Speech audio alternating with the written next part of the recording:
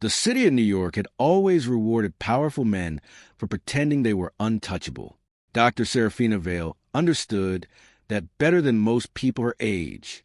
By 28, she had already learned how quickly influence could distort morality inside elite American society. Her father, Senator Nathaniel Vale, spent most of his career building the public image of a disciplined patriot while privately manipulating media alliances, corporate donors, and political enemies with terrifying precision. Every family dinner throughout Serafina's childhood felt less like a home and more like preparation for war. Appearances mattered. Emotions did not. That philosophy shaped nearly every part of her life, even medicine. At Manhattan Memorial Hospital, Serafina had become one of the youngest emergency trauma residents in the city, respected for her intelligence and feared for her emotional distance. Patients trusted her because she remained calm during chaos. Senior surgeons admired her because pressure never visibly affected her judgment. But exhaustion lived beneath that composure now. Weeks of nonstop emergency shifts had hollowed dark circles beneath her eyes, while political scandals surrounding her father consumed every news station in New York. Journalists waited outside the hospital regularly, hoping to catch glimpses of the senator's daughter during the worsening corruption investigations tied to his campaign donors. Serafina hated all of it: the cameras, the expectations, the suffocating performance of being Nathaniel Vale's perfect daughter. And recently, another name had started appearing beside her family in whispered conversations across Manhattan: Damian Moretti, the dangerous mafia don who controlled half the underground operations stretching from Brooklyn to the financial district. According to public rumor, Damian Moretti was ruthless even by organized crime standards. Businesses disappeared after crossing him. Politicians quietly adjusted policies to avoid his retaliation. Rival gangs either joined his empire or vanished completely. No one used his name casually. Fear followed it automatically. Serafina first met him during a charity fundraiser 6 months earlier inside a luxury hotel overlooking Central Park. Political elites, celebrities, judges, and billionaires filled the ballroom pretending corruption did not exist while champagne glasses floated between conversations worth millions. Damian Moretti arrived late. The atmosphere shifted the moment he entered. Not loudly, quietly, like people suddenly remembering danger existed. Serafina noticed him immediately, not because of his reputation, but because he looked entirely disconnected from the performance surrounding him. While everyone else smiled for cameras and traded rehearsed conversations, Damian stood near the balcony with cold stillness, observing the room like a man calculating weaknesses instead of enjoying the event. Their interaction lasted less than 4 minutes. It still irritated her months later. One corrupt hospital donor had cornered Serafina near the bar, pressuring her publicly to support a private pharmaceutical expansion connected to her father's campaign network. She refused politely at first. The man persisted. Then Damian intervened unexpectedly. Not politely. One quiet sentence from him ended the conversation instantly. The donor practically fled afterward. Serafina should have appreciated the help. Instead, humiliation burned through her immediately, because Damian looked at her afterward with detached calmness, as though rescuing people from uncomfortable situations was merely another transaction to manage. She hated that look. "You think intimidation solves everything," she told him coldly that night. Damian studied her silently for several seconds. Then he answered with something that stayed inside her mind far longer than she wanted. "No," he said quietly. "I think people like him only understand fear." After that, their paths crossed occasionally through political events, hospital fundraisers, and elite Manhattan circles where organized crime and legitimate power often stood closer together than society preferred admitting. Every interaction between them carried friction. Serafina viewed him as another symptom of corruption poisoning the city. Damian treated her with frustrating restraint, never openly hostile, but never emotionally approachable either. Neither trusted the other. That should have been the end of it. Until the night everything changed. Rain hammered Manhattan relentlessly, while Serafina finished another 18-hour hospital shift near midnight. The city streets reflected distorted light beneath the storm, turning traffic into blurred streaks of gold and red across soaked pavement. Exhaustion slowed her thoughts as she entered the underground parking garage beneath the hospital. That exhaustion probably saved her life, because halfway toward her car, voices echoed from the lower garage level nearby. Aggressive voices. Serafina instinctively slowed. Then she heard Damien Moretti's name. Curiosity overcame caution. She stepped quietly toward the concrete railing overlooking the lower level below, and instantly regretted it. 3 armed men surrounded a bleeding figure near a black SUV parked beneath flickering garage lights. One of the gunmen shouted frantically, while another aimed a weapon toward someone standing partially hidden behind the vehicles.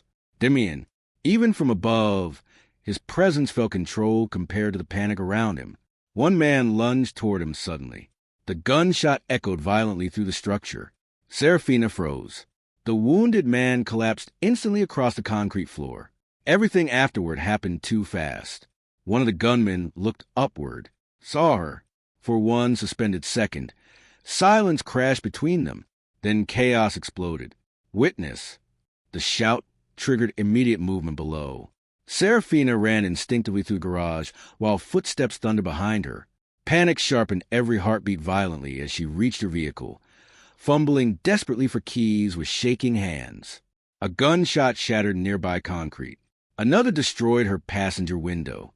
She finally started the engine and accelerated toward the garage exit, while black SUVs surged after her through the storm-soaked streets outside. The chase became a blur of headlights, rain, and terror. Serafina barely recognized where she was driving anymore. Every mirror reflected approaching vehicles. Every turn felt seconds away from death. And somewhere inside the storm surrounding her, one horrifying realization kept repeating. She had witnessed something she was never supposed to see. Another vehicle slammed violently into the side of her car near an intersection in Lower Manhattan. Metal screamed. Glass exploded. The world flipped sideways instantly. Pain struck everywhere at once before darkness swallowed everything completely. When Serafina regained consciousness, silence greeted her first. Not complete silence. Hospital silence. The distant rhythm of monitors. Muted footsteps. The soft mechanical hum of machines designed to keep people alive. Her entire body hurt. Heavy bandages covered her shoulder, while bruises darkened her arms beneath the thin hospital blanket. Bright morning light filtered through partially closed blinds near the window. For several seconds, confusion clouded everything. Then memory returned. Gunshots. The garage. The crash. Fear tightened sharply through her chest. A private hospital room. Not Manhattan Memorial. Different building. Different floor. And outside the partially open doorway, armed men stood guard. Serafina's pulse accelerated immediately. One of the guards noticed movement inside the room and spoke quietly into an earpiece before stepping aside. Seconds later, Damien Moretti entered calmly. Dark suit, unreadable expression, no visible injury. He looked exactly the same as always. Controlled, emotionally distant, yet somehow more dangerous now. Serafina tried sitting upright instantly despite the pain. "What did you do to me?" Her voice came out weaker than intended. Damien remained near the doorway instead of approaching the bed. "You were in surgery for 6 hours," he said evenly. "You should stay still." The detached calmness in his tone only intensified her anger. "Those men tried to kill me because of you." His eyes lowered briefly toward the floor before returning to her. "Yes." The honesty stunned her silent. No excuses. No denial. Just truth. Serafina stared at him carefully then. Most powerful men she knew lied automatically when cornered. Politicians manipulated language instinctively to protect themselves. Damien did neither. That somehow unsettled her more. "You should have left me out of whatever this is," she whispered bitterly. Something unreadable moved behind his expression briefly. "I tried." Then he walked out before she could respond. Over the next 2 days, confusion replaced fear slowly. The hospital floor remained under constant armed protection. Nurses acted nervous whenever Damien's men appeared nearby. Doctors avoided eye contact while discussing Serafina's condition. Rumors spread quickly through media outlets. Some claimed organized crime attacked the senator's daughter intentionally. Others suggested Damien Moretti himself orchestrated the crash. Political commentators debated whether Serafina had become involved romantically with criminal organizations. Public scandal consumed every news channel, and still Damien remained nearby constantly. Even when she never saw him directly, his presence surrounded the floor through security teams, whispered conversations, and attention visible across hospital staff. On the third morning, Serafina overheard two nurses talking outside her room. The specialist came from Boston privately, one whispered nervously. He paid for all of it himself. Serafina frowned slightly from the hospital bed. Hours later, another doctor accidentally revealed that Damien refused transferring her anywhere less secure despite pressure from multiple political offices demanding access. None of it made sense. Why protect her this aggressively? Why remain involved at all? If she became dangerous liability, abandoning her would be easier. But Damien did the opposite. Late that evening, unable to sleep, Serafina quietly disconnected part of her monitoring equipment and moved carefully toward the doorway despite lingering pain. The hallway lights remained dim for night shift operations. Two armed guards stood near the elevators. And farther down the corridor, Damien sat alone outside her room. Not inside. Outside. Still wearing yesterday's dark coat, exhaustion visible beneath his eyes for the first time since she met him. A half-finished coffee rested beside him untouched.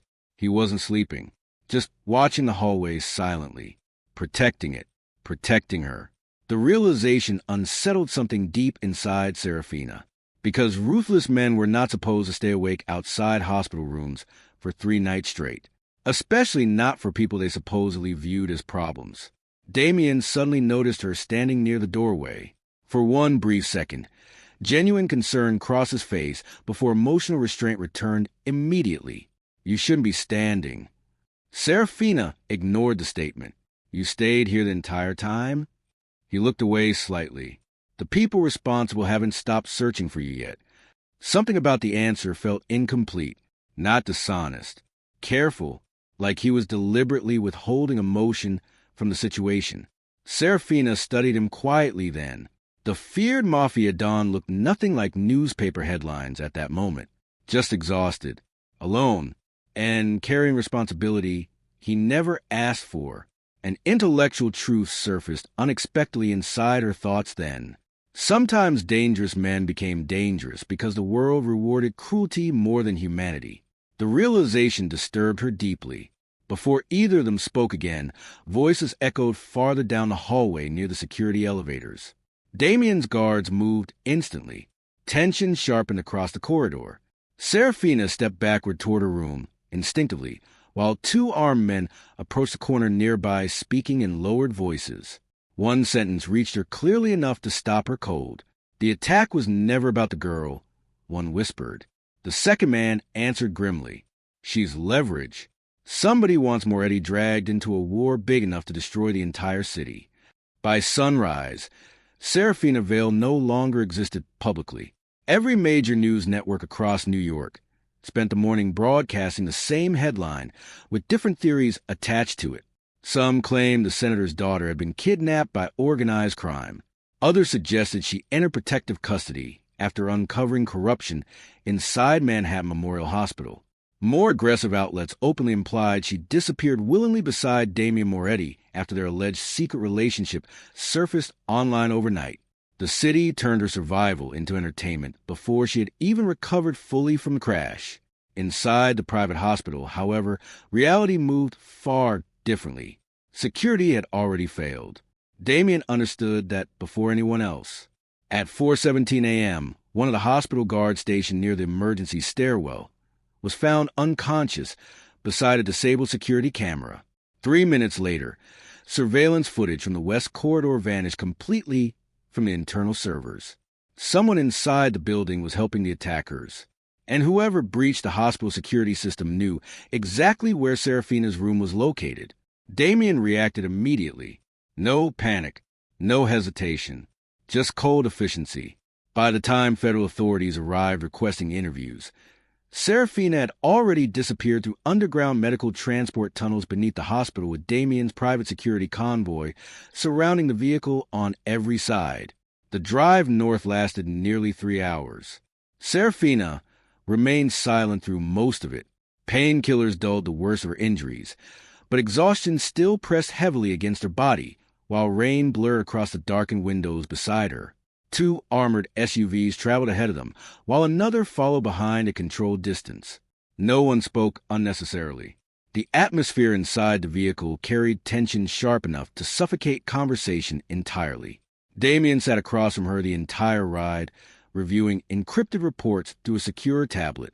Even injured and sleep-deprived, he maintained the same restrained composure that made people fear him instinctively. But Serafina noticed something different now. Tiny fractures beneath the control. His right hand occasionally tightened against old bruising near his ribs whenever the vehicle hit rough pavement. Faint discoloration darkened the edge of his collarbone beneath the open collar of his black shirt. Injuries. Fresh ones. He had been hurt during the shooting in the parking garage, too. Yet nobody mentioned it. That realization unsettled her quietly, because men like Damien Moretti were apparently trained to bleed privately. Just before dawn, the convoy finally reached a remote property hidden deep within the forest surrounding the Hudson Valley.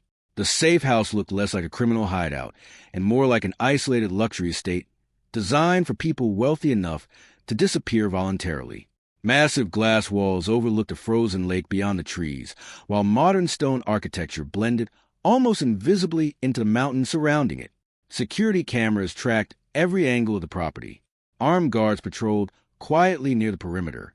The place felt beautiful and dangerous. Serafina stepped out of the vehicle slowly, her injured shoulder throbbing beneath the heavy coat Damien's men had given her during transport. Cold air struck immediately. Freedom should have felt possible there. Instead, isolation wrapped around her instantly.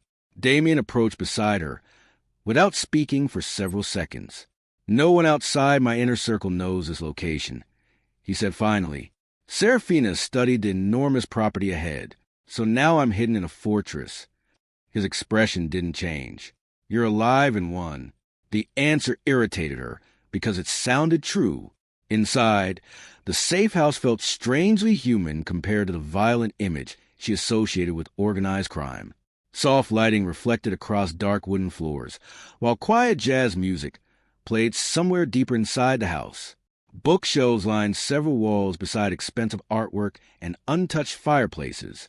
No chaos, no visible brutality, just silence.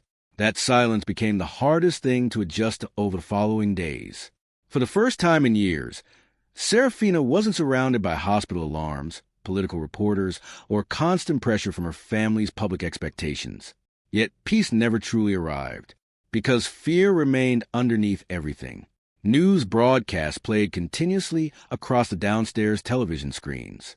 Federal investigations into the parking garage shooting expanded daily, while police departments across New York raided several criminal properties connected to rival mafia factions. Damien's name appeared constantly. So did hers. Political analysts openly questioned whether Senator Nathaniel Vale secretly worked alongside organized crime networks through donor connections and offshore financial operations. The media smelled blood now, and once public scandal reached that level, no powerful family escaped untouched. Serafina watched one televised press conference quietly from the living room 3 days after arriving at the safe house. Her father stood behind a podium surrounded by cameras, looking polished and emotionally composed exactly as always. "Our family remains devastated by Serafina's disappearance," he announced carefully. "We trust law enforcement will locate her safely." Not once did he look genuinely concerned. Not once did his expression change. The performance felt rehearsed. Serafina muted the television slowly afterward. A strange emptiness settled inside her chest then, because intellectual truths often hurt more than emotional ones, and the truth now felt impossible to ignore. Her father sounded more worried about political damage than her survival. Across the room, Damien watched her reaction, silently, without commenting. He understood something about grief, she realized. Not comforting grief, controlled grief. The kind, powerful people learned to hide because vulnerability became exploitable. Over time, Serafina began noticing details about Damien she had overlooked before. He barely slept. Most nights, She woke accidentally around 3 or 4 in the morning and found lights still glowing beneath the office doors downstairs. He spent hours reviewing financial reports, security updates, and encrypted communications from across the city, while the mafia war outside continued escalating quietly. And despite his reputation, he rarely raised his voice. Fear followed him because of restraint, not chaos. That distinction mattered more than she wanted to admit. One evening, while recovering enough strength to move through the house independently, Serafina wandered into the private library connected to Damien's office. The room surprised her immediately. Medical journals sat beside criminal law books and international political histories. Several shelves contained biographies about military strategists, philosophers, and economists rather than weapons manuals or violent memorabilia. It looked less like a mafia leader's office and more like the study of someone preparing constantly for intellectual warfare. Damien entered quietly moments later. You're not supposed to be walking without security nearby yet. Serafina glanced toward the shelves again. You read political theory? I read survival strategies. The answer lingered between them. She turned toward him carefully then. Why are rival organizations trying so hard to capture me alive? Damien stayed silent briefly. Then finally, because you witnessed the wrong people together. Serafina frowned. The garage shooting? No, his eyes darkened slightly. What happened before it? Confusion sharpened through her immediately. Damien crossed toward the desk near the windows and opened several encrypted files across a projection screen built into the wall. Financial transfers, campaign donations, hospital contracts, corporate acquisitions. At first glance, the information looked disconnected. Then patterns emerged. The same names repeated constantly across different industries. Political donors connected to private medical companies. Judges tied to offshore accounts. Police commissioners appearing beside shell corporations already under federal investigation. Serafina felt cold slowly spread through her chest. This reaches government agencies. Damien looked toward her evenly. It reaches everything. For the first time, she truly understood why fear surrounded him so completely. Not because he controlled violence, because he understood the hidden systems underneath society itself. The realization disturbed her deeply. You're telling me organized crime owns parts of the city. Damien's expression hardened slightly. No, he answered quietly. I'm telling you the city stopped separating crime from power a long time ago. The sentence stayed inside Serafina's mind long after the conversation ended, because somewhere deep down, she already suspected it might be true. Over the next week, isolation inside the safe house intensified emotional tension between them in ways neither fully acknowledged. Serafina began noticing how differently Damien treated her compared to everyone else around him. With his men, he remained emotionally distant and strategically precise. With her, restraint became something softer. Careful, he remembered her medication schedules despite pretending indifference. He adjusted security patrols whenever nightmares disrupted her sleep. During one particularly painful evening after her shoulder stitches reopened slightly, she discovered he had personally contacted a specialist surgeon from Boston without mentioning it afterward. No performance. No expectation of gratitude. Just quiet protection. That contradiction unsettled her constantly, because hatred became difficult to maintain against someone who consistently chose care without demanding emotional repayment. Still, danger never disappeared completely. Twice during the following days, suspicious vehicles appeared near the mountain roads surrounding the estate. One security breach forced Damien's men into an armed confrontation along the eastern perimeter after midnight. Another time, encrypted communications intercepted by his organization revealed a growing bounty placed specifically on Serafina, alive rather than dead. That detail frightened her more than assassination attempts. Someone wanted her preserved. Useful, Damien increased security immediately afterward, though exhaustion visibly weighed heavier across him now. The ongoing war throughout New York had begun draining resources, alliances, and patience simultaneously. And yet every night, no matter how chaotic events became outside the estate, he returned to the safe house personally, always checking if she was safe first. One intellectual truth struck Serafina unexpectedly during those long, isolated evenings. People feared men like Damien because they were capable of violence. But sometimes the far more dangerous people were the ones capable of hiding cruelty behind respectability, like politicians, like media figures, like wealthy families pretending morality exempted them from corruption, like her own father, that thought refused to leave her afterward. Late one storm-heavy night, unable to sleep again, Serafina returned quietly toward Damien's office after noticing lights still active beneath the door. The room stood empty. Computer systems remained unlocked temporarily, while encrypted files flickered across multiple screens. Normally, she would have walked away. Instead, curiosity overpowered caution. She approached the nearest projection, displayed carefully. Political donor lists, financial transfers, witness protection records. Then another folder caught her attention immediately. Veil connections. Her pulse tightened sharply. Serafina opened the file. Pages of classified information appeared instantly across the screen. Communications between organized crime intermediaries, campaign officials, and private contractors linked to several violent incidents under federal investigation. Then she saw the name. Lucas Veil, her older brother. Beneath it sat a payment authorization connected directly to the men responsible for the attack that nearly killed her. And suddenly the safe house no longer felt isolated from danger at all. The moment she stopped acting afraid of him, the dangerous Don began fearing what losing her would do to him instead. The storm surrounding Evelyn Cross and Damien Moretti no longer existed quietly in the shadows.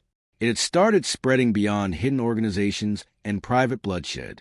News networks across New York now discussed her disappearance daily. Political commentators questioned why a respected medical resident vanished immediately after surviving an attempted assassination. Federal investigators pressured hospital administrators, while rival media outlets accused organized crime families of kidnapping her. And through every version of the story being broadcast publicly, Damien Moretti's name appeared somewhere near the center. The city already feared him. Now it feared what he might be protecting. Inside the isolated lakeside safe house hidden far beyond Manhattan, Evelyn stood near the floor-to-ceiling windows overlooking frozen water, while dawn slowly spread silver light across the mountains. Her shoulders still ached from the injuries sustained during the crash weeks earlier, but physical pain no longer dominated her thoughts, because something far more dangerous had replaced it. Awareness. She was beginning to understand the world Damien controlled. And worse, she was beginning to understand him. The encrypted files she discovered the previous night remained open across the office desk behind her. Medical records, financial transfers, internal communication logs between private hospitals and shell corporations tied secretly to organized crime operations. And buried inside those records sat one name she could not stop staring at. Nathaniel Cross, her older brother, connected directly to the men responsible for the attack that nearly killed her. The realization poisoned every memory attached to her family instantly. Evelyn had spent most of her life believing powerful families survived by protecting each other. Now she understood something horrifying instead. Powerful families often survived by sacrificing whoever became inconvenient. You haven't slept. Damien's voice interrupted the silence behind her. She turned slowly. He stood near the doorway, wearing a dark charcoal shirt with rolled sleeves, exhaustion visible beneath the calm restraint he carried constantly. Several bruises shadowed his jaw from a violent confrontation earlier that week, but he barely seemed aware of them anymore. Damien noticed the files immediately. His expression hardened slightly. You access restricted archives. Evelyn crossed her arms carefully. You were hiding information about my family. I was verifying it first. The answer irritated her more because it sounded reasonable. Damien walked toward the desk slowly before studying the documents spread across the surface. Nathaniel financed the mercenaries through intermediaries connected to a pharmaceutical contractor, he explained quietly. The same contractor laundering money through hospital research programs.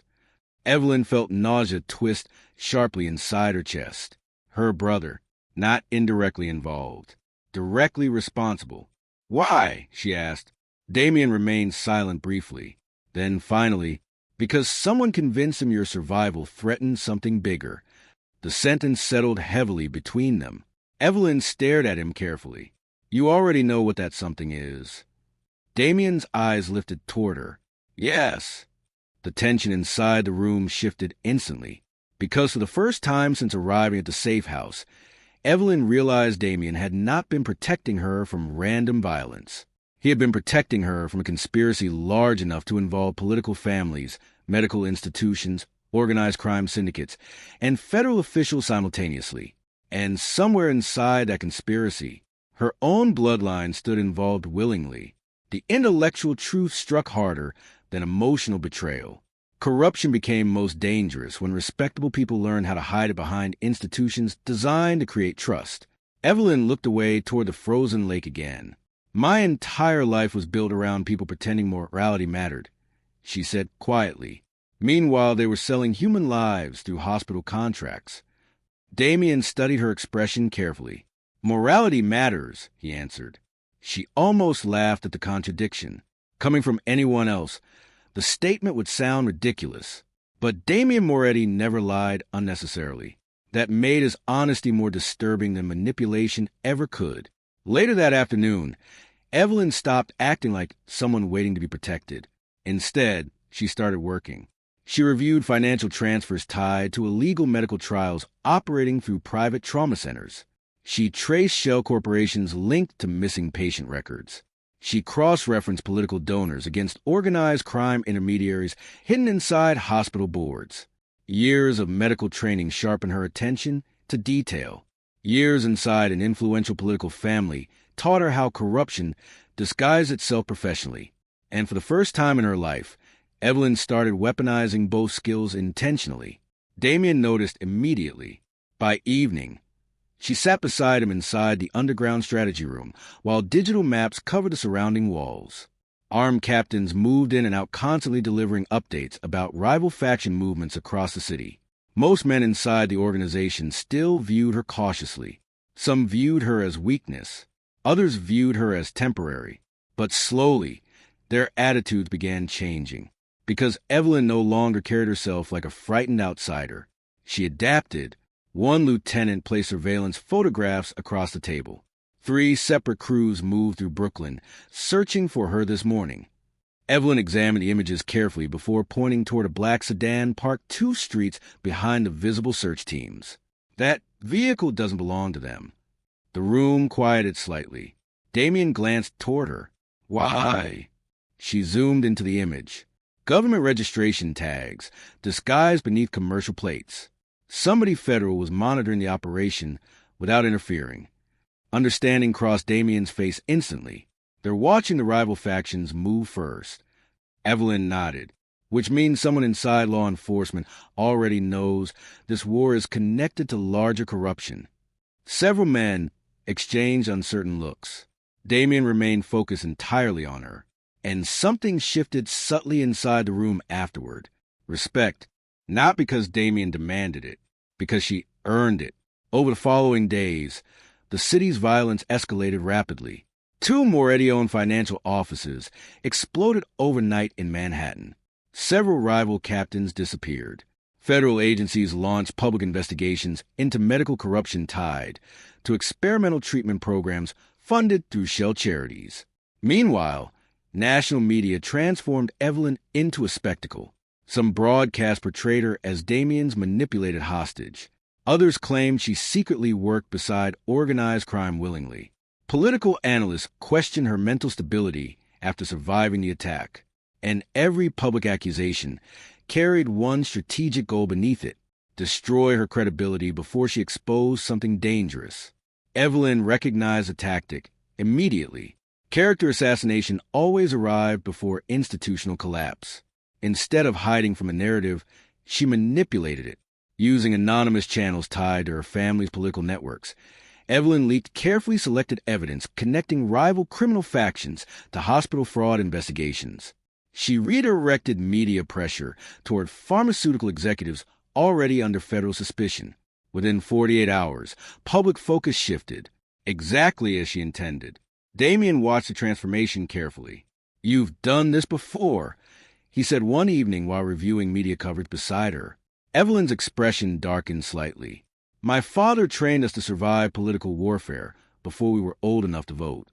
The honesty unsettled both of them, because increasingly, Evelyn realized her upbringing had prepared her perfectly for this world.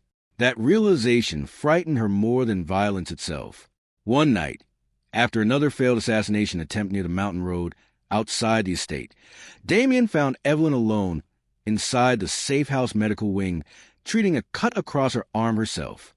Blood stained the sink lightly beside scattered medical instruments. Damien's jaw tightened immediately.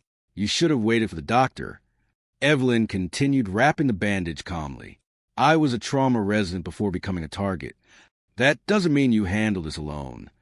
The sharpness in his voice surprised her. Evelyn finally looked toward him carefully. Something restless lived beneath Damien's control tonight. Not anger, fear. The realization struck unexpectedly hard, because Damien Moretti feared very little, but he feared losing her. That truth became impossible to ignore after the silence stretched between them. Evelyn lowered the medical tape slowly. You push everyone away before they become vulnerable around you, she said quietly. Damien's expression hardened automatically. That keeps people alive. No, Evelyn answered softly. It keeps you alone. The sentence landed harder than either expected. Damien looked away first, and somehow that tiny reaction revealed more humanity than any confession could have. Over the next several days, Evelyn started seeing pieces of the man hidden beneath the feared reputation surrounding him. The way he personally reviewed security rotations overnight instead of delegating responsibility. The way injured men trusted him completely despite fearing him. The way exhaustion shadowed his face whenever civilian casualties appeared during conflict reports. Damien ruled through discipline, but not cruelty, and that difference mattered more than the city understood. One evening, Evelyn accidentally discovered an old locked office hidden beneath the lower Safe House library.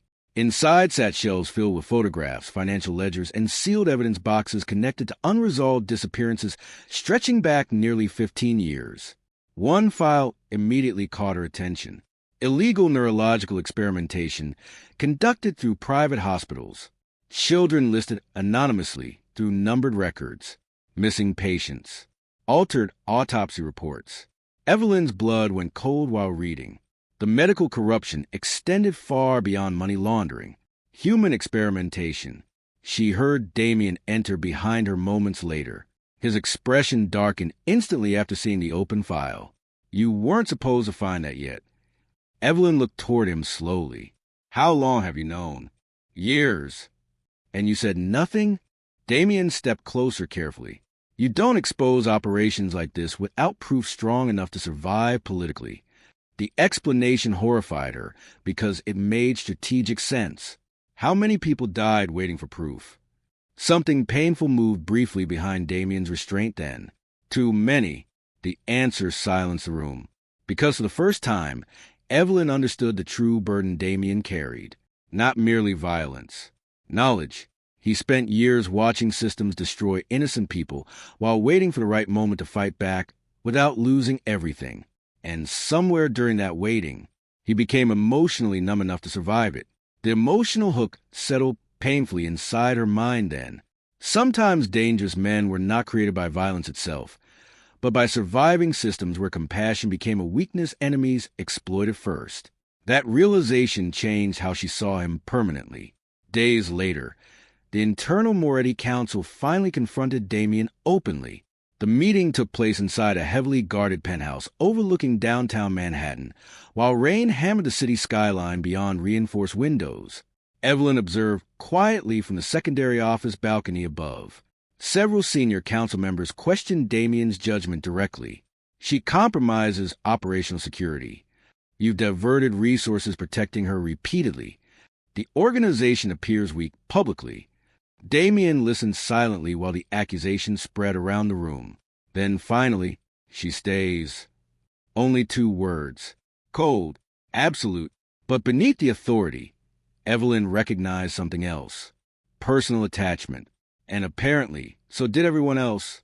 The room shifted dangerously afterward, because emotional attachment inside violent empires became vulnerability instantly. One older councilman spoke carefully. You're beginning to value her above the organization. Damien's expression never changed, but the silence following the accusation confirmed enough. Evelyn understood the truth suddenly. The council no longer feared her because she was weak. They feared her because Damien cared whether she lived. That made her dangerous. The following morning, another assassination attempt nearly succeeded. A sniper hidden near the northern forest ridge opened fire while Evelyn and Damien returned from an off-site security meeting. Bullets shattered the armored SUV windows, while Damien forced the vehicle off the mountain road seconds before impact. Chaos erupted instantly. Security teams exchanged gunfire through heavy snowfall, while Damien pulled Evelyn behind overturned concrete barriers near the roadside. But this time, she didn't freeze. She tracked the sniper angle automatically, identified the secondary firing position, then warned Damien seconds before another shot struck the barrier beside them. His eyes snapped toward her immediately. Not shock, recognition. Evelyn Cross was no longer someone surviving his world accidentally. She was becoming part of it. The firefight ended violently minutes later after Moretti forces eliminated both shooters. Damien's men secured encrypted devices from the assassins almost immediately. Inside one recovered payment record sat the final confirmation: Nathaniel Cross, her brother's authorization codes, directly financing the operation. Evelyn stared at the evidence, silently, while snow drifted across the blood-covered road around them. The betrayal no longer carried uncertainty now, only truth. And somewhere beneath the freezing storm, Damien realized something equally dangerous himself. He no longer feared enemies targeting Evelyn. He feared what discovering the full truth would do to her once there was nothing left worth saving inside her old life. Because someone inside her own family had officially ordered her death. The truth hiding behind her hospital stay was far more terrifying than the attack itself. Snow continued falling across the mountain roads long after Evelyn Cross discovered her brother financed the men who tried to kill her. The drive back toward the safe house passed beneath heavy silence. Damien Moretti remained focused on the frozen highway ahead, while armed security vehicles followed behind them through the storm-dark forest surrounding the estate. But Evelyn barely noticed the weather anymore. Her thoughts stayed trapped inside the same unbearable realization, repeating endlessly inside her mind. Nathaniel wanted her dead, not through emotional betrayal, through organized execution. Years of sibling memories now felt contaminated by hidden intentions she could no longer separate from reality. Every family dinner, every political fundraiser, every protective conversation Nathaniel once shared with her suddenly looked different through the lens of conspiracy. The worst part was not the violence. It was understanding how calmly her family had hidden it. Evelyn finally spoke after nearly an hour of silence. You already suspected him before finding proof. Damien's hands remained steady against the steering wheel. Yes, and you still protected me without telling me. His jaw tightened slightly. You were recovering from an attempted assassination. Learning your brother helped organize, it wouldn't have helped you survive. The answer frustrated her, because part of it sounded painfully reasonable. Evelyn turned toward the snowy forest outside the window. When exactly did my life stop belonging to me? Damien looked toward her briefly before turning his attention to the road. Probably long before you met me. The honesty behind the statement settled heavily between them, because deep inside herself, Evelyn already knew it was true. Her upbringing inside elite political circles had always revolved around expectations, alliances, appearances, and controlled narratives. Freedom existed publicly only as performance. Now the illusion was finally collapsing, and somewhere beneath the destruction, Evelyn was beginning to understand how little of her life had ever been real. The safe house felt colder than usual when they returned that night. Security patrols doubled around the property after the roadside attack, while encrypted communication systems flooded with updates from New York. Violence between rival organizations continued escalating rapidly throughout the city. Moretti-owned businesses burned overnight. Several law enforcement officers connected secretly to organized crime operations disappeared before federal investigators could question them. The war was spreading beyond criminal factions now. It was infecting institutions. Evelyn spent most of the night inside the underground archive room, reviewing recovered hospital records from the weeks following her accident. The more she examined the files, the less sense her hospitalization made. Certain surveillance logs had been erased entirely. Medication schedules were altered repeatedly. Visitor records contained impossible time discrepancies, and multiple nurses assigned to her floor resigned suddenly within 48 hours of her transfer. One detail disturbed her most. Someone attempted accessing her hospital room repeatedly during the 3 nights Damien stayed outside her door. Unauthorized entry requests, restricted elevator overrides, security lock failures, not random mistakes, coordinated attempts. Evelyn's pulse sharpened while scrolling through the corrupted data. The attack inside the parking garage had not been the only attempt on her life. Someone had continued hunting her afterward, inside the hospital itself. Footsteps echoed behind her quietly. Damien entered carrying 2 cups of coffee before setting one beside the computer terminal without speaking. Evelyn kept staring at the records. Someone was trying to reach my room. Damien remained silent briefly. Then finally, yes. Her eyes lifted sharply toward him. You knew. I suspected. Damien, people were entering the hospital pretending to be medical staff. They weren't pretending. The sentence froze the room instantly. Evelyn stared at him carefully. What does that mean? Damien moved closer toward the screens displaying corrupted hospital security logs. It means some of the doctors, administrators, and security personnel were already compromised before your accident happened. A chill spread slowly through her chest. The hospital was infiltrated. It still is. The realization disturbed her more than gunfire ever had. Hospitals represented safety, structure, trust. At least they were supposed to. But corruption had infected even that world too. The intellectual truth struck brutally inside her mind then. The most terrifying systems were not the openly violent ones. They were the ones designed to heal people, while secretly deciding who deserved to survive. Evelyn looked back toward the altered medical records again. How deep does this go? Damien's expression darkened slightly. Deeper than you want it to. The following morning, national media exploded with new speculation surrounding Evelyn's disappearance. News anchors questioned whether Damien Moretti kidnapped her intentionally. Political commentators accused organized crime factions of manipulating ongoing investigations. Several networks openly suggested Evelyn suffered psychological instability after surviving the attack. Meanwhile, the Cross family officially released a public statement distancing themselves from her completely. The announcement spread across every major network within hours. Evelyn Cross no longer represented the values or interests of the Cross Political Foundation. The statement was cold, clinical, strategic, and devastatingly effective. Evelyn watched the broadcast silently from the safe house living room, while snow drifted outside the massive windows surrounding the estate. Her own family erased her publicly to protect themselves politically. No outrage, no defense, no concern for whether she was alive. Only damage control. Damien entered midway through the broadcast and immediately understood what happened from her expression alone. He switched the television off without a word, but the silence afterward felt heavier than the broadcast itself. Evelyn crossed her arms tightly. They abandoned me fast. Damien studied her carefully. People protecting power usually do. She looked toward him sharply. You say that like you understand it personally. For a brief moment, something shifted behind Damien's restraint. Not anger, memory. Then he moved toward the fireplace, slowly before speaking. When I was 12, my father trusted the wrong men inside the organization. Evelyn stayed quiet.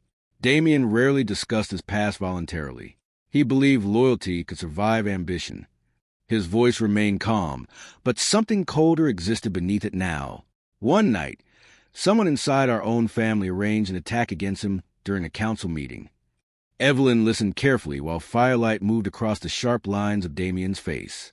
My younger brother died during the crossfire, he continued quietly. The people responsible attended his funeral pretending grief. The room fell completely silent, because suddenly, pieces of Damien Moretti finally made sense.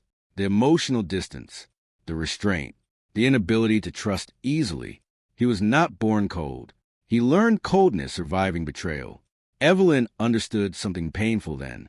Some people became dangerous because violence taught them survival mattered more than softness ever could. Her voice lowered slightly. You never talk about him. Damien stared into fire. There's nothing useful left to say. But Evelyn noticed a subtle tension beneath his control immediately. And somehow, that vulnerability affected her more than any violent reputation attached to him ever had. Over the next several days, Evelyn dug deeper into the hospital corruption quietly, while Damien's organization fought escalating attacks across New York. Several innocent civilians connected loosely to Moretti operations were targeted publicly now. Restaurants burned. Financial employees disappeared. One elderly accountant working for Damien's shipping company was found murdered beside the Hudson River. The violence was becoming personal. Rival factions wanted emotional damage now, not merely territory. And increasingly, Damien carried the emotional weight of every casualty alone. Evelyn noticed it during late-night strategy meetings inside the underground command room beneath the estate. Damien remained composed while giving orders, but exhaustion hollowed him further with every new report arriving from city.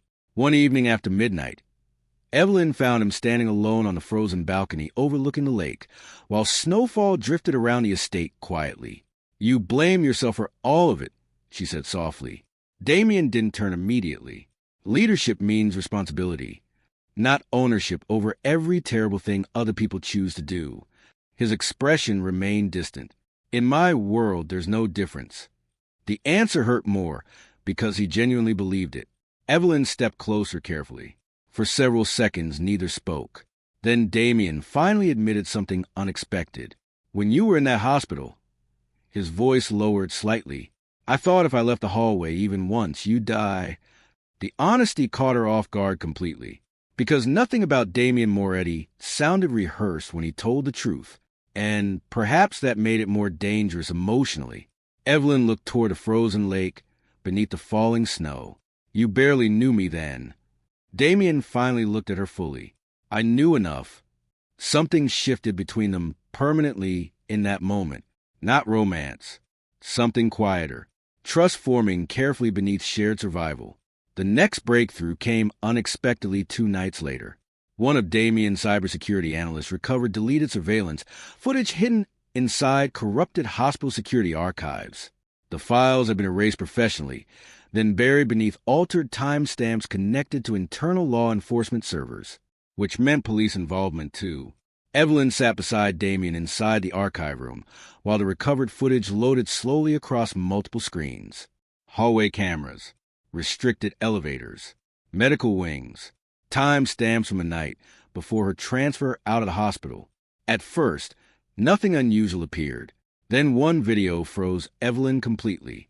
A familiar figure entered her hospital floor, wearing civilian clothing beneath a dark overcoat. Security personnel allowed him access without question.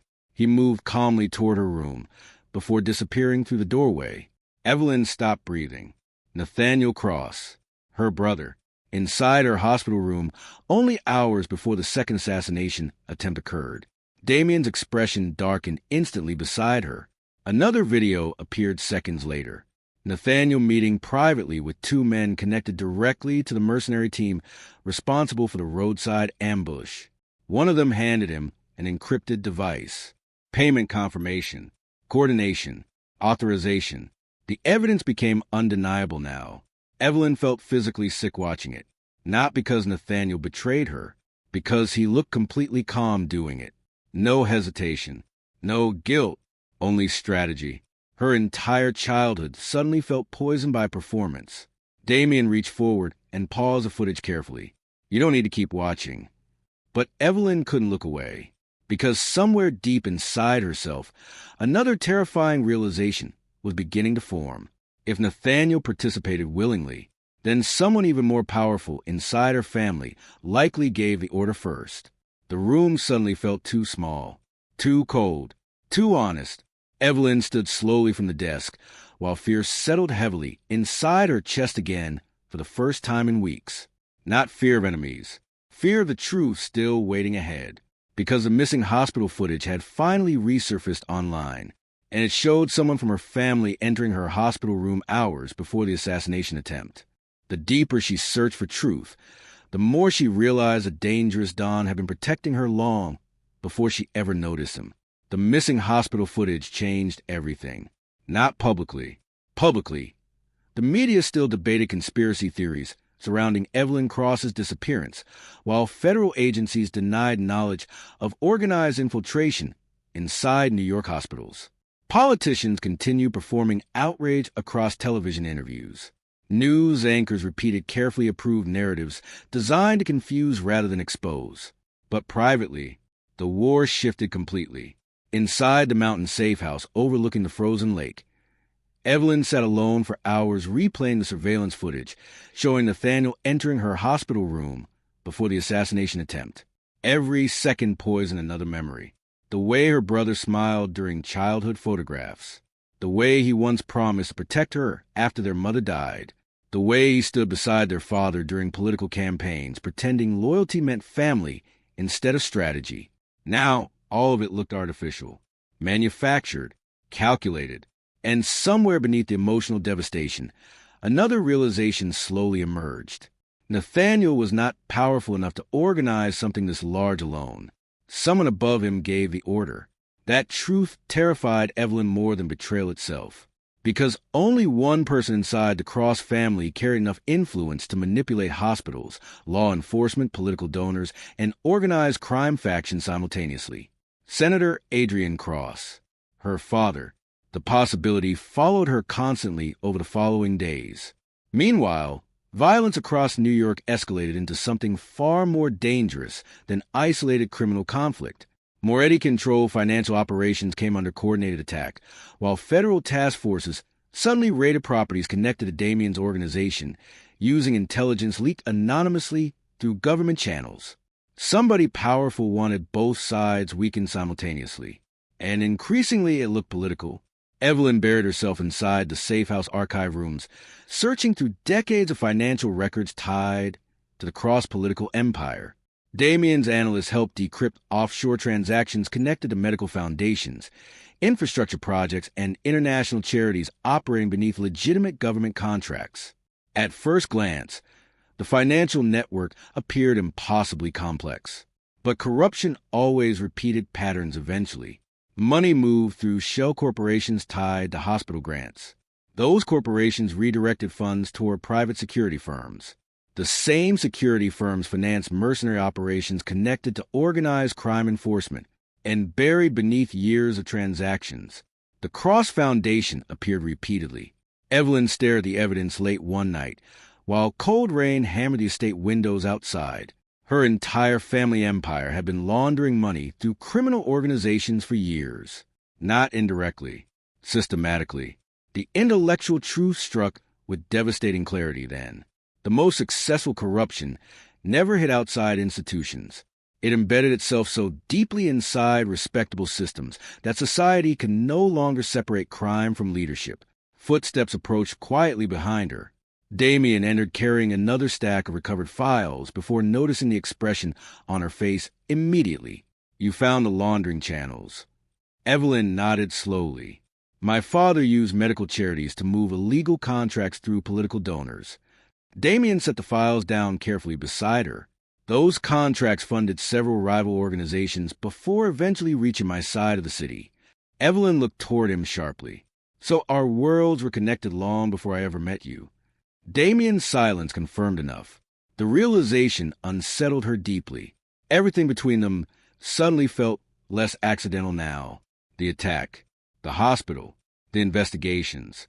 Even their first hostile encounters years earlier during political fundraisers suddenly carried different meaning. They had been moving around the same conspiracy long before either understood it fully. And somewhere behind the scenes, powerful people manipulated both their lives toward collision. The emotional weight of that truth followed Evelyn upstairs later that evening. She found Damien alone inside the library overlooking the lake, while stormlight reflected faintly across dark shelves filled with old records and forgotten histories. For once, he looked exhausted enough to stop pretending otherwise. Several bruises shadowed his hands from recent violence across the city. His tie hung loose near the open collar of his black shirt, while unfinished reports remained scattered across the table beside him. Evelyn watched him silently for several seconds. Then something inside her shifted unexpectedly. Not fear, understanding. Damien Moretti carried the emotional burden of an empire built on blood, loyalty, betrayal, and survival. And increasingly, it was destroying him quietly. "You haven't slept again," she said softly. Damien leaned back slightly against the chair. "Sleep feels irresponsible lately." The answer sounded honest rather than dramatic. Evelyn moved closer toward the desk. "When was the last time someone protected you?" The question caught him off guard completely. She saw it immediately. Because men like Damien spent so long becoming shields for everyone else that eventually nobody remembered they could bleed too. His expression darkened slightly before he answered. "Years ago." Something painful lived beneath those two words. Evelyn remained quiet, allowing him space to continue, if he wanted. After a long silence, Damien finally spoke again. There was someone before all of this became war constantly. His voice remained calm, but memory sharpened beneath it now. Luca Morelli. Evelyn recognized the name immediately. One of Damien's former closest allies. Reported dead nearly 6 years earlier during a federal raid. Damien looked toward the rain-covered windows. He was the only person inside the organization I trusted completely. The room grew quieter. We grew up together, built everything together. A faint, humorless smile crossed Damien's face briefly. I trusted him enough to believe loyalty still existed. Evelyn already sensed where the story ended. "He betrayed you." Damien nodded once.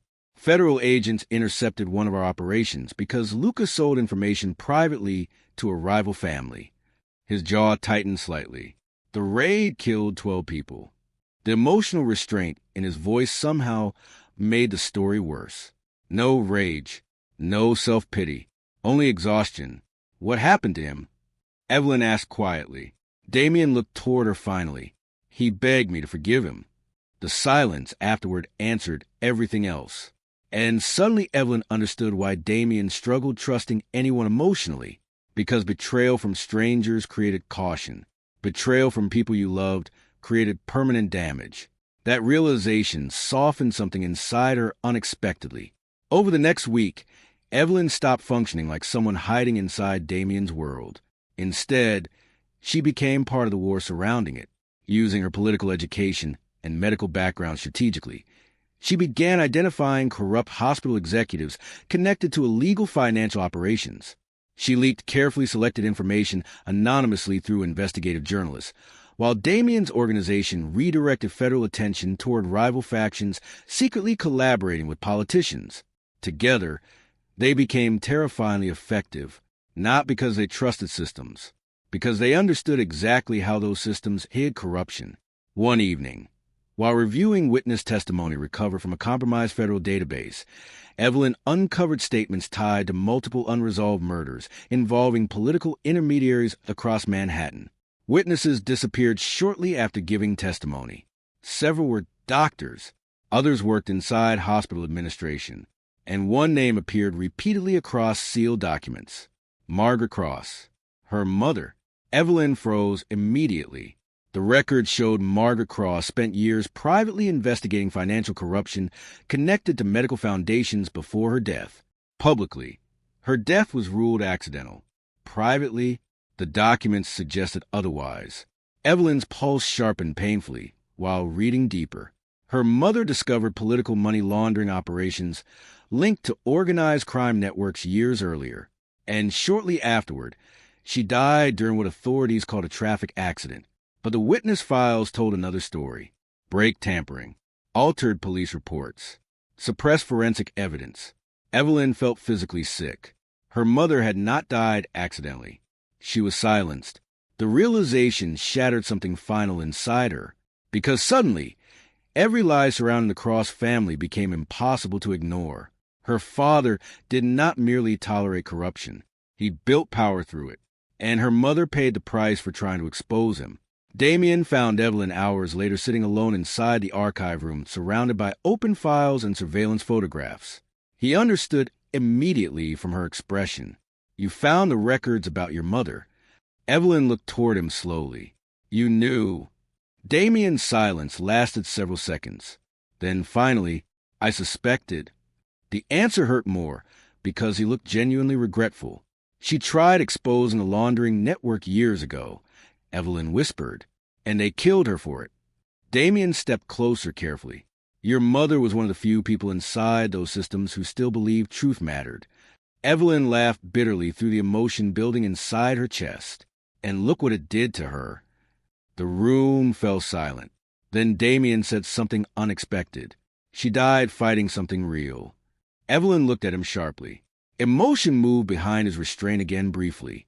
Most people spend their entire lives pretending not to see corruption because survival feels easier. His voice lowered slightly. "Your mother saw it anyway." The honesty in the statement nearly broke her completely, because for the first time since childhood, someone spoke about Margaret Cross like she mattered beyond political image. Evelyn looked away before emotion fully surfaced. But Damien noticed it anyway, and without thinking, he reached toward her slowly. His hand rested gently against hers atop the scattered files. No force, no control, just presence. The contact changed the silence between them instantly. Neither moved away, because somewhere during the chaos, the emotional distance separating them had finally disappeared. They stopped pretending attachment no longer existed. That realization frightened both of them equally. Outside the safe house, the war worsened rapidly. 3 coordinated attacks struck Moretti properties across Manhattan overnight. Federal investigators froze multiple financial accounts tied to Damien's organization, while rival factions prepared aggressive expansion into weakened territory. Meanwhile, several trusted allies inside Damien's network suddenly vanished. One captain defected publicly. Another leaked internal operations to federal authorities. A third disappeared entirely after stealing financial records connected to offshore accounts. The empire was collapsing internally, and increasingly, Damien looked exhausted by the cost of preserving it. One night, after another violent emergency meeting, Evelyn found him standing alone inside the lower garage, staring silently at old family photographs scattered across a storage table. Images of men long dead, boys raised into violence before adulthood, people smiling before betrayal, destroyed them. Damien never noticed Evelyn approach. "Do you ever wonder if any of this deserves saving?" he asked quietly. The question caught her completely off guard, because for the first time, Damien Moretti sounded uncertain about his empire. Evelyn studied the photographs carefully. Then him. "You built it surviving people who kept trying to destroy you," she answered softly. "That doesn't mean it became something good." The honesty hurt, because he was finally seeing his organization clearly beyond loyalty and survival. An empire built on fear could protect people temporarily, but eventually, fear consumed everyone carrying it too. Before Evelyn could answer, one of Damien's security officers rushed into the garage holding an encrypted tablet. Urgency sharpened his expression immediately. "We intercepted anonymous files routed through a private political server." Damien took the tablet quickly. Evelyn moved closer, instinctively. The recovered evidence loaded slowly across the screen. Hospital payment authorizations, encrypted assassination contracts, political approval signatures. Then finally, one document froze Evelyn completely. Authorization order for the assassination attempt inside her hospital room, signed personally by Senator Adrian Cross. Her father. The world seemed to stop moving around her instantly, because she had finally received undeniable proof. Her own father ordered the attack that nearly killed her inside the hospital. Her father had signed the operation approval himself, not indirectly, not through intermediaries. Personally, the attack inside the hospital had never been about silencing witnesses alone. Someone wanted to provoke a violent reaction powerful enough to ignite a full-scale war between rival organizations already waiting for instability inside New York. And Amelia had unknowingly become the trigger. Outside the safe house, snow drifted quietly across the frozen mountains surrounding the property. The peaceful landscape felt almost insulting compared to chaos spreading across the city beneath it. New York was beginning to fracture openly now. News channels flooded every screen with corruption allegations, organized crime investigations, leaked hospital records, and violent attacks tied to criminal factions fighting for control. Politicians publicly denied involvement while quietly destroying evidence behind closed doors. Federal agencies launched emergency task forces. Financial markets connected to several Vaughn-backed companies started collapsing. And somewhere beneath all of it, Damien Moretti stood at the center of the storm. Emilia found him later that morning inside the underground operations room beneath the safe house. Massive digital maps covered the walls while surveillance feeds monitored warehouses, ports, casinos, hospitals, and dozens of businesses connected to the Moretti empire. The room looked less like criminal headquarters now, more like a war command center. Damien stood near the center table studying casualty reports in silence. Dark exhaustion shadowed his face beneath the cold overhead lights. Several fresh cuts remained visible near his knuckles, evidence of another violent confrontation somewhere in the city overnight. For weeks, Emilia had watched him carry power like armor. Now she was beginning to understand how heavy that armor truly was. One of Damien's senior advisors entered quickly from the hallway, placing new files across the table before speaking in a restrained voice. 3 Moretti-controlled shipping routes had been attacked before sunrise. 2 financial managers disappeared overnight. A warehouse in Brooklyn burned to the ground. And someone inside the organization leaked protected federal witness information directly to rival factions. The betrayal no longer hid behind secrecy. It was sitting openly inside Damien's empire now. The advisor left moments later, but the tension remained heavy inside the room long afterward. Emilia studied Damien carefully. He never raised his voice, never lost visible control. Yet somehow that calmness felt more dangerous than rage ever could. Because men who survived violent worlds learned long ago that emotional reactions created weaknesses enemies could exploit. But exhaustion still lived underneath his restraint now. Emilia finally stepped beside the table slowly. "The attacks are coordinated," she said quietly. "Someone's forcing multiple systems to collapse simultaneously." Damien's eyes remained fixed on the reports. "I know." His voice carried no frustration, only certainty. That disturbed her more, because certainty meant he already suspected who was responsible.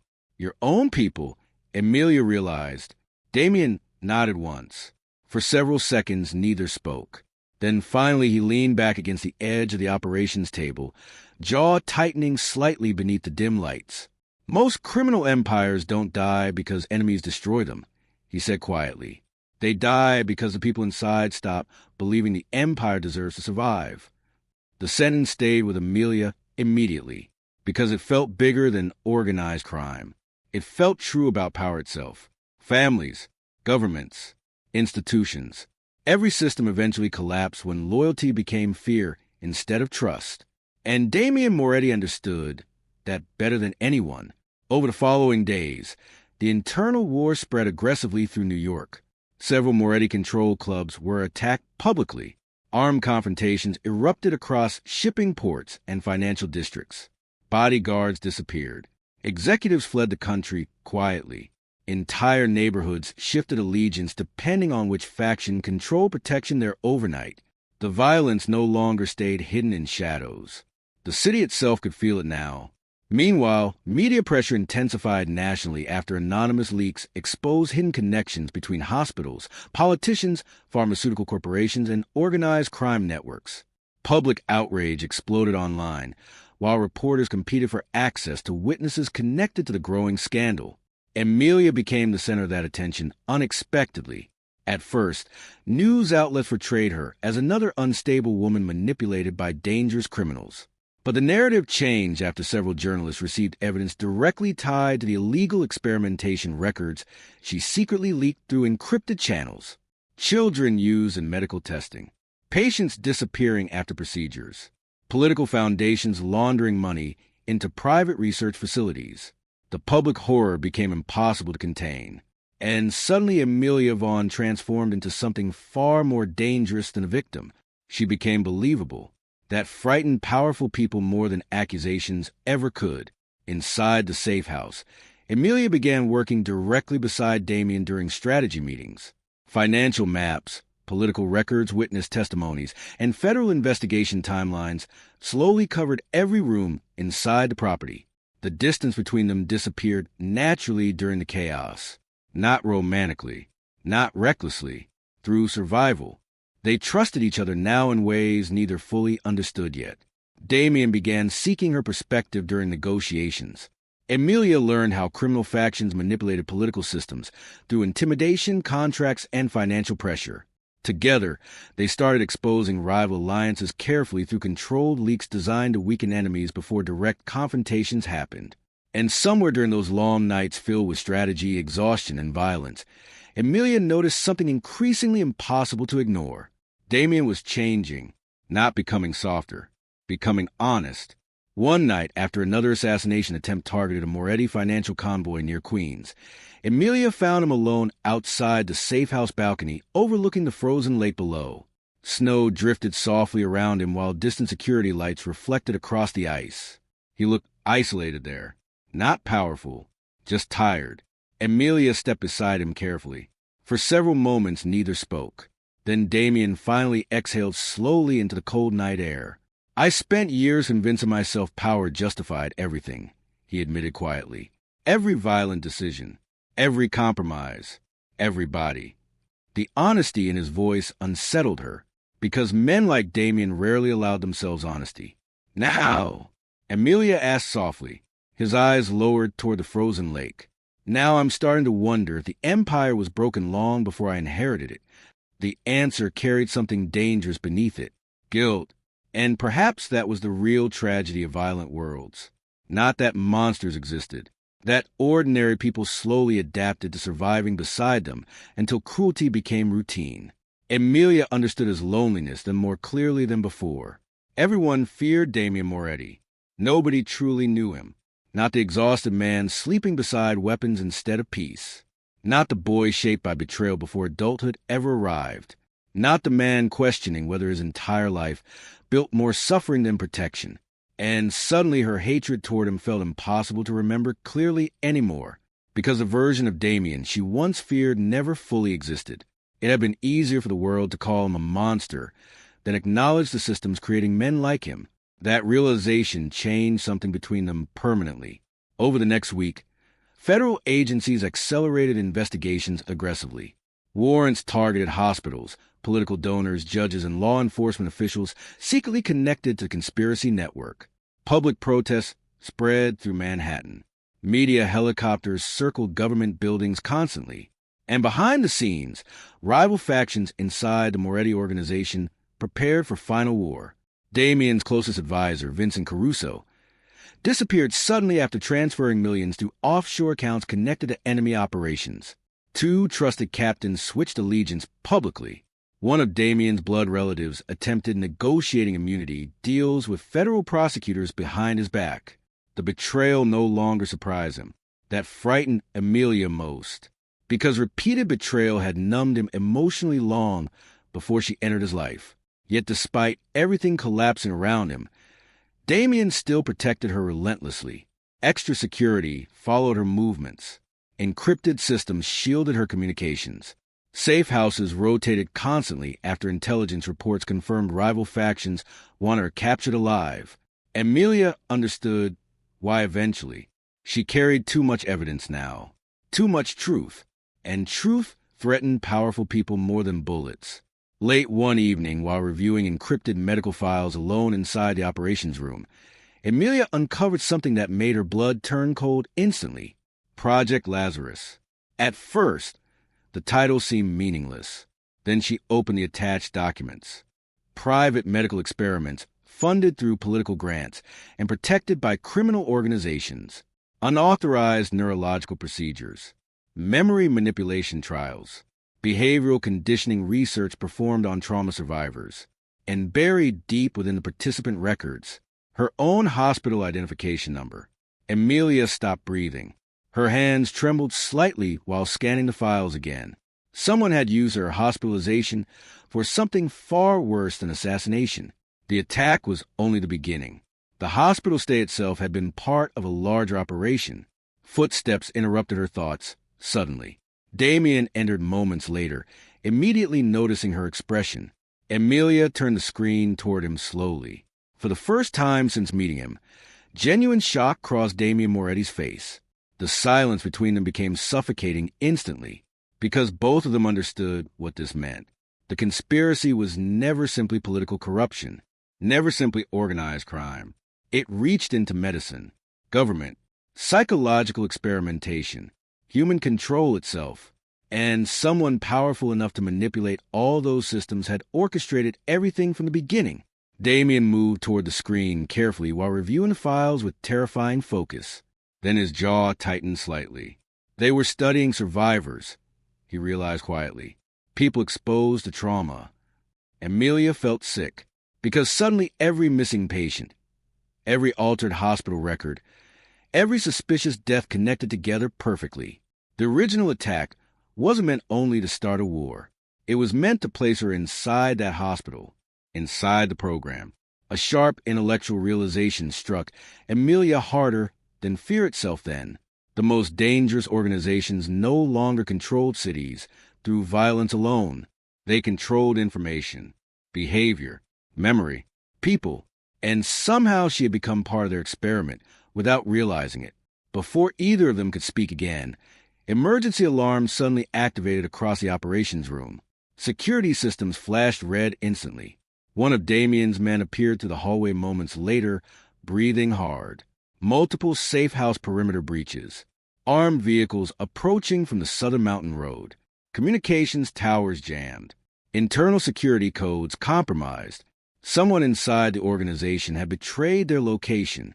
Again, Damien reacted immediately, issuing rapid orders while security teams mobilized throughout the property. Weapons were distributed. Escape routes activated. Surveillance feeds flickered violently across the walls. Outside, headlights appeared through the snow-covered forest surrounding the safe house. The final war had arrived, but before Damien could move toward the security corridor, Amelia grabbed his attention quietly. Then she handed him the Project Lazarus files.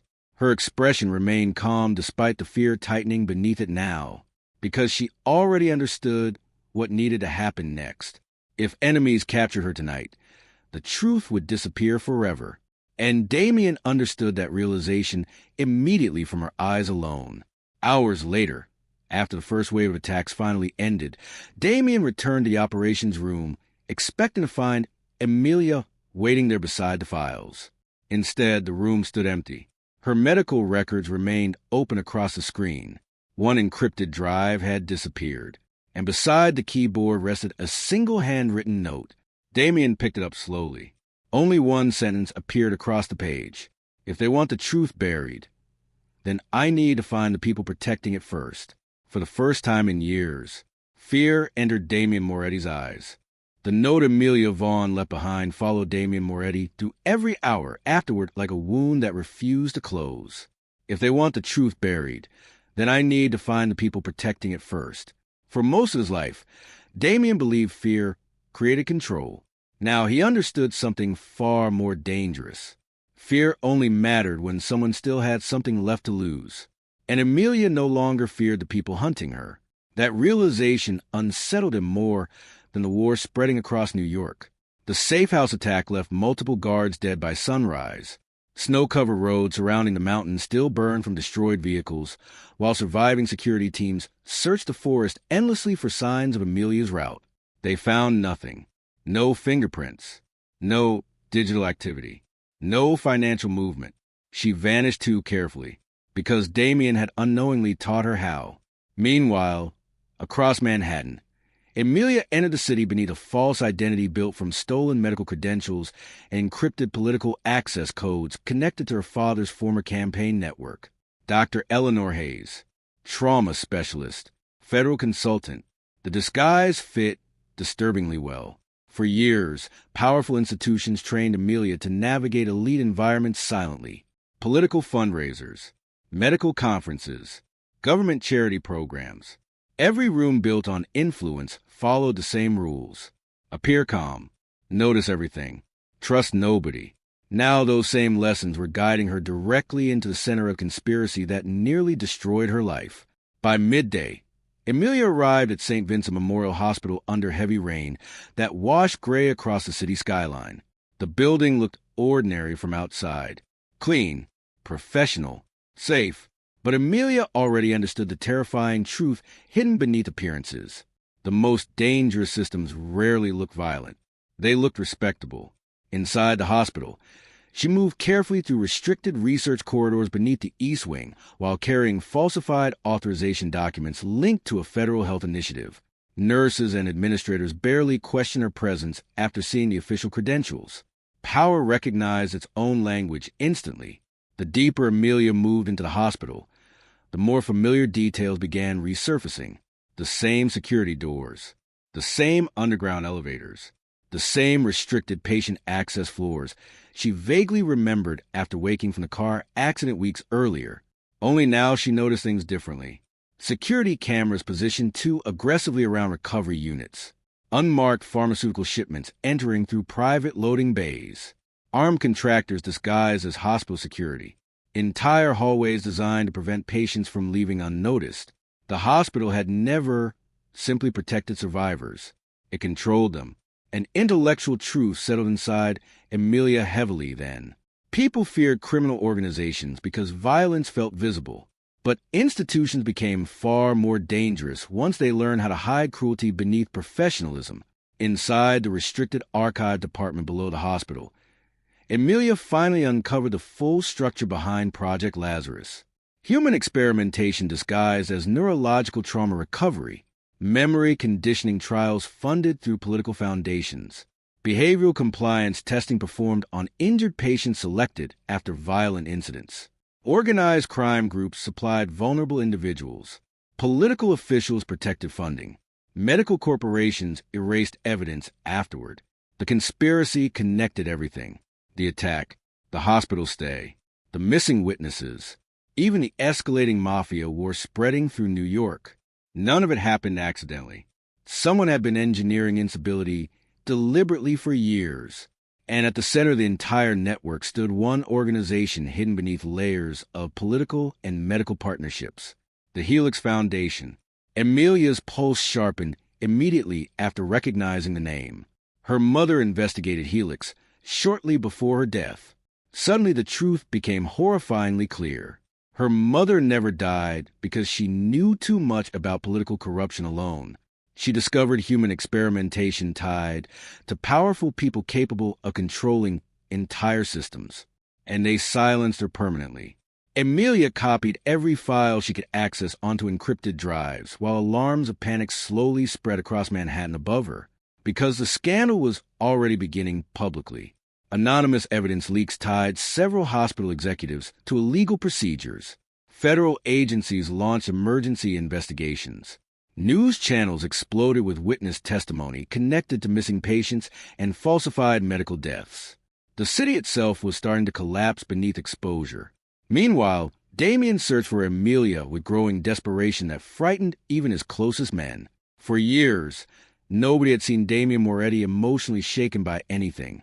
Not war, not betrayal, not death, but Amelia's disappearance changed him visibly. Because somewhere between hospital hallways, safe house nights, and surviving violence together, she stopped becoming responsibility. She became necessary. Damien tracked financial movements, hacked security systems, interrogated surviving Helix intermediaries, and tore through criminal networks across Manhattan searching for any trace leading toward her. Hours later, one of his informants finally uncovered restricted hospital access logs connected to a false medical identity. Damien recognized the pattern instantly. Amelia wasn't hiding. She was hunting the truth alone, and rival factions already knew where she was. Inside the underground archives, Amelia uncovered one final classified file hidden behind encrypted biometric security. Patient 47, her own case file. Her breathing slowed immediately while opening the records. Detailed neurological evaluations filled hundreds of pages. Psychological responses, emotional conditioning reports, drug exposure analysis performed during her hospitalization. But one sentence froze her completely. Subject survived unusually high trauma resistance thresholds. Further observation recommended. Amelia stared at the screen silently. They had studied her, not treated her. Studied her. A cold realization moved through her chest then. The hospital room that supposedly saved her life had actually become her prison long before she understood the danger surrounding her. Before she could process the thought further, emergency security systems activated violently across the underground facility. Red warning lights flooded the hallways instantly. Someone triggered a lockdown. Footsteps echoed above her moments later. Armed. Multiple targets. Amelia reacted immediately, transferring the final encrypted files into hidden storage drives beneath her coat before shutting down the archive terminal. But she already understood the truth. They knew she found everything. Across the city, Damien forced information from a captured Helix contractor inside an abandoned warehouse near the East River. The answer came quickly after fear replaced loyalty. St. Vincent Memorial Hospital, sublevel research archives, execution team already deployed. For the first time in years, genuine panic hit Damien Moretti hard enough to crack through emotional restraint entirely, because suddenly every terrible possibility felt real. Amelia alone beneath a hospital controlled by enemies powerful enough to erase entire lives without consequence. And worse, he understood exactly why she went there. Not for revenge, for truth that made her infinitely more dangerous to powerful people. Inside the hospital, Amelia moved quickly through restricted corridors while armed security teams sealed exits level by level above her. Emergency broadcasts instructed staff to evacuate selected wings while elevators shut down throughout the building. The cover-up had begun, and anyone still inside the lower research levels would never leave alive. But Amelia no longer moved like someone helpless. Weeks beside Damien transformed her instincts completely. She tracked surveillance blind spots automatically, counted weapon positions, identified movement patterns. Fear no longer controlled her decisions. Knowledge did. One armed contractor appeared near the lower laboratory entrance moments later. Amelia reacted instantly. A medical tray crashed violently across the hallway lights before she moved behind cover, using darkness and confusion to escape deeper into the emergency maintenance corridors beneath the building. The frightened woman waking inside a hospital bed weeks earlier would never survive this situation. The woman moving through the underground tunnels now was different. And somewhere deep inside herself, Amelia realized Damien Moretti helped create that transformation. Gunfire erupted suddenly from the upper floors. Not security teams. Different weapons. More aggressive. Damien's men. Relief hit Amelia sharply before she could suppress it. Moments later, violent chaos consumed the hospital completely. Federal agents stormed public entrances simultaneously, while rival criminal factions attempted destroying evidence before seizure teams reached the lower research facilities. Smoke alarms activated throughout the building. Patients screamed while emergency evacuation teams flooded the upper wings. The entire institution was collapsing publicly in real time, and buried beneath the chaos sat enough evidence to destroy half the city's political structure permanently. Damien finally reached the underground research corridors through emergency maintenance access near the eastern loading bays. The moment he saw Amelia alive near the restricted laboratory wing, something dangerous loosened inside his chest immediately. Not relief alone. Humanity, because he realized how close he came to losing her forever. Amelia saw it too, not through words. Through the way Damien moved toward her without hesitation despite bullets tearing through the corridors around them. For weeks, both of them kept emotional distance alive through survival and strategy. Now that distance no longer existed. They fought side by side through the collapsing hospital corridors, while carrying the final, encrypted evidence exposing Helix publicly. Armed contractors attempted intercepting them repeatedly near emergency exits, while federal tactical units clashed with rival factions across multiple floors. The city's hidden empire was finally tearing itself apart, and Amelia no longer needed rescue. She moved beside Damien as an equal now, a partner. That realization changed everything between them. Together they reached the upper surgical wing where the original attack investigation first began weeks earlier. Emergency lights flickered violently across abandoned hallways, while smoke drifted through broken ceiling panels overhead. Then Amelia stopped moving suddenly, because she recognized the hallway instantly. Her hospital floor, the place where everything started, the place where Damien slept outside her room for 3 nights without leaving. And suddenly she understood something painful beneath all the violence surrounding them. He had been protecting her long, before she realized she mattered to him. The emotional truth struck harder than fear ever could. Before either of them could move again, armed men emerged from a far emergency corridor near the hospital entrance. Helix Security, Final Containment Team, weapons raised instantly. The lead contractor aimed directly toward Amelia, because everyone understood the real threat now wasn't Damian Moretti. It was the woman carrying the truth capable of destroying all of them. Everything happened violently afterward. Gunfire exploded through the surgical wing. Glass shattered. Medical equipment overturned across the hallways. Damian pulled Amelia behind cover, while returning fire aggressively beside advancing federal agents moving through the upper levels. Chaos consumed the hospital entirely. But through all of it, Amelia stayed beside him willingly. No fear, no hesitation, only trust. One surviving Helix contractor suddenly broke through the smoke near the emergency exit doors and raised his weapon directly toward Amelia. Damian saw the movement first and reacted without thinking. The gunshot thundered across the hospital corridor. For one suspended second, everything stopped moving. Then Damian Moretti collapsed against the hospital floor outside the very room where their story first began. She spent her entire life believing powerful men only destroyed people, until one of them nearly died, proving she mattered more than his empire. The gunshot outside the hospital entrance changed New York overnight. News helicopters circled above the emergency wing for hours, while armed federal vehicles sealed entire city blocks surrounding St. Vincent Medical Center. Reporters crowded against police barricades beneath flashing lights, desperate for information about the violent confrontation that had erupted between organized crime factions only yards away from one of Manhattan's largest hospitals. But inside the restricted surgical floor, none of the chaos mattered to Isla Whitmore, because Cassian Vale was still unconscious. For nearly 11 hours, surgeons fought to keep him alive after the bullet tore through his side during the ambush outside the hospital gates. The injury itself had not been instantly fatal. The blood loss had been. Isla sat alone inside the dim waiting area overlooking the East River, while rain drifted softly against the windows beyond her. Her hands still carried dried blood beneath her fingernails despite multiple attempts to wash it away. His blood, the realization, unsettled her more deeply every time it returned. Only weeks earlier, Cassian Vale had been nothing more than a feared criminal name whispered through political circles and hospital rumors. Dangerous, ruthless, untouchable. Now the idea of losing him hollowed something inside her chest she could no longer pretend did not exist. Around her, the city's hidden empire continued collapsing publicly hour by hour. Federal agents raided medical research facilities connected to illegal experimentation. Financial records leaked across national news networks revealed decades of corruption linking politicians, pharmaceutical corporations, organized crime syndicates, and private hospitals together beneath hidden investment operations.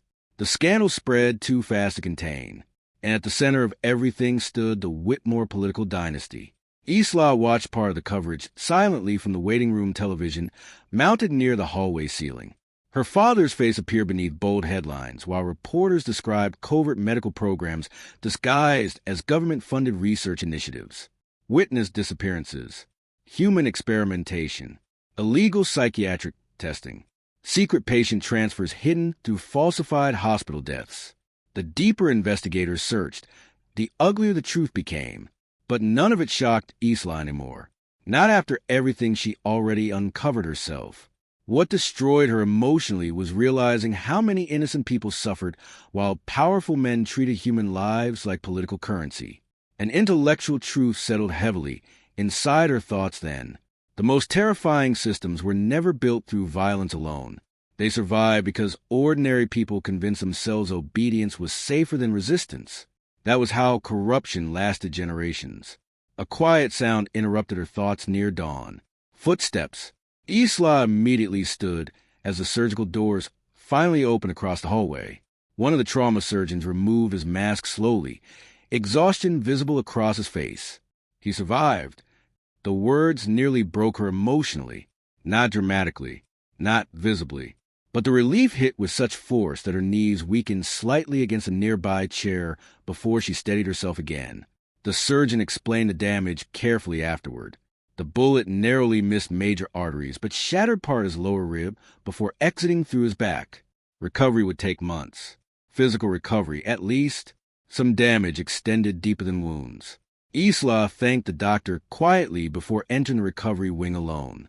Cashin remained unconscious beneath pale hospital lights, heavy bandages visible beneath the open collar of his black shirt, while machines monitored every fragile heartbeat surrounding the room.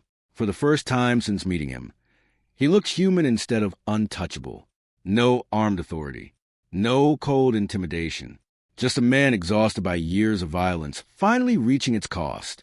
Isla sat beside the bed silently, and slowly, memories returned one after another. The hallway outside her first hospital room, the armed guard station outside her floor, the untouched coffee cups beside the waiting chairs at dawn, the nights she woke briefly and noticed him still there despite pretending indifference every time she looked his way. Back then, she misunderstood everything. She thought his distance meant cruelty. Now she understood it had been restraint. Cashin cared long before he allowed himself to admit it. That realization changed emotional weight between them permanently. Outside the hospital, the empire continued collapsing rapidly over the following weeks. Federal indictments spread across New York political institutions and criminal organizations simultaneously. Several high-ranking officials disappeared before arrest warrants reached them. Others publicly turned against former allies in exchange for reduced sentences. The Whitmore family name became nationally toxic. Campaign donors vanished. Political partnerships dissolved overnight. And eventually, after overwhelming evidence surfaced through encrypted hospital archives and witness testimony, Jonathan Whitmore was arrested publicly outside his Manhattan penthouse. Isla watched the footage alone inside the recovery suite several days later. Her father appeared older than she remembered, smaller somehow, not because power disappeared completely, because exposure stripped away the illusion protecting him. For decades, Jonathan Whitmore built his reputation carefully. Philanthropist, senator, reform advocate, defender of healthcare innovation. Now the world finally saw what existed underneath the performance. A man willing to sacrifice anyone for influence, patients, witnesses, political enemies, even his own daughter. The cameras captured him pausing briefly before entering the federal transport vehicle beneath a storm of flashing lights.